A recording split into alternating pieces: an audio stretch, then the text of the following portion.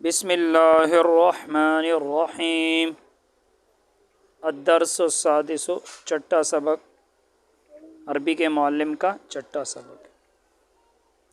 الجملۃ الاسمیۃ، جملہ اسمیہ۔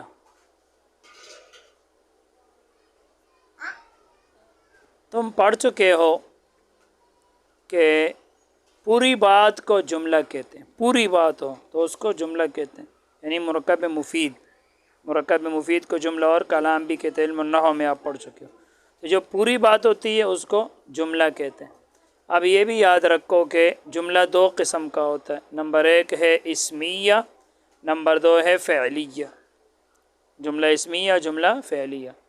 جملہ اسمیہ کس کو کہتے ہیں؟ جملہ اسمیہ، الجملۃ الاسمیہ وہ ہے جس میں پہلا جز اسم ہو۔ جملہ اسمیہ وہ ہے جس میں پہلا جز اسم ہو۔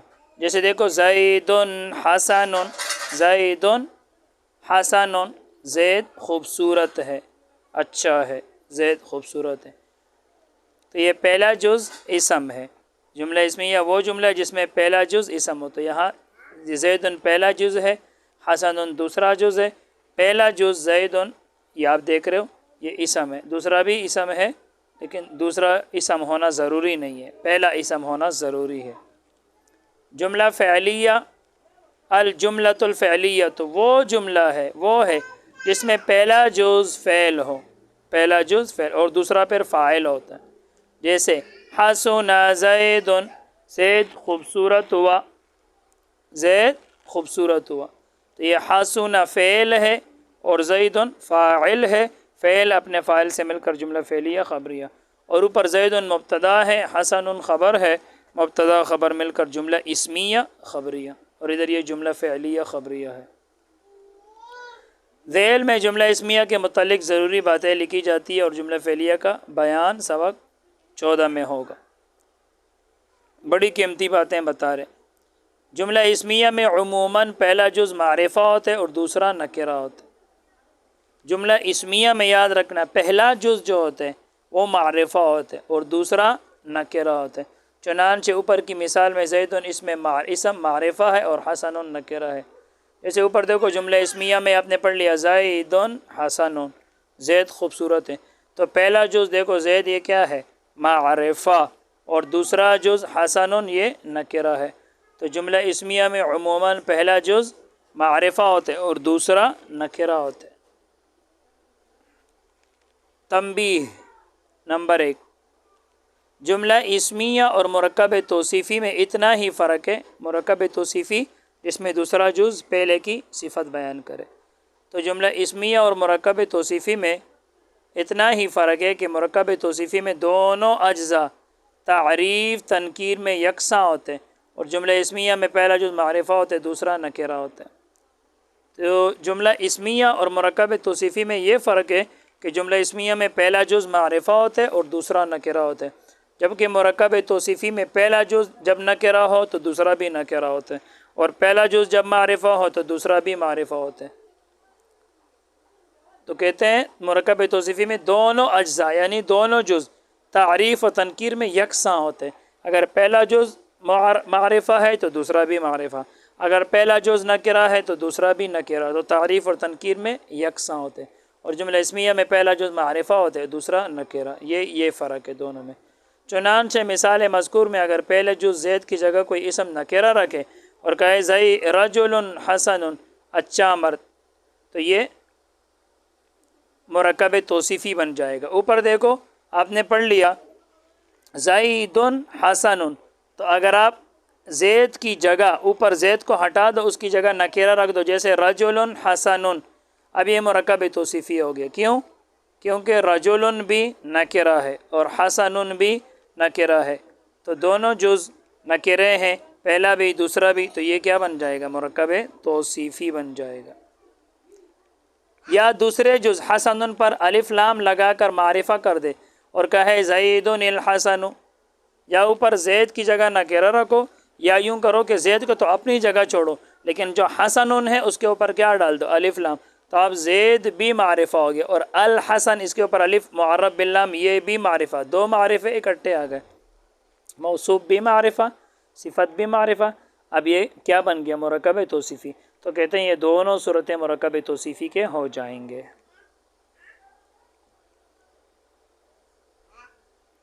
البتہ جب جملہ اسمیہ کا دوسرا جز ایسا لفظ نہ ہو جو کسی موصوف کی صفت واقع ہو سکے تو جائز ہے کہ جملہ اسمیہ کا دوسرا جز بھی معرفہ ہو. ویسے تو جملہ اسمیہ میں پہلا جز معرفہ ہوتے اور دوسرا نکرہ ہوتا ہے.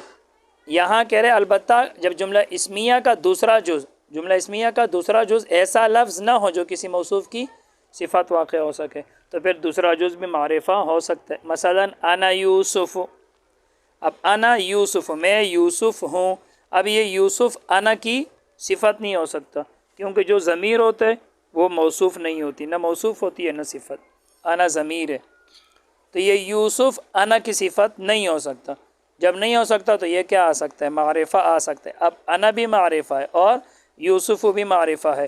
اب مبتدا بھی معرفہ ہو گیا اور خبر بھی معرفہ ہو گیا. میں یوسف ہوں، انا مبتدا ہے، یوسف خبر ہے، مبتدا خبر مل کر جملہ اسمیہ خبریہ.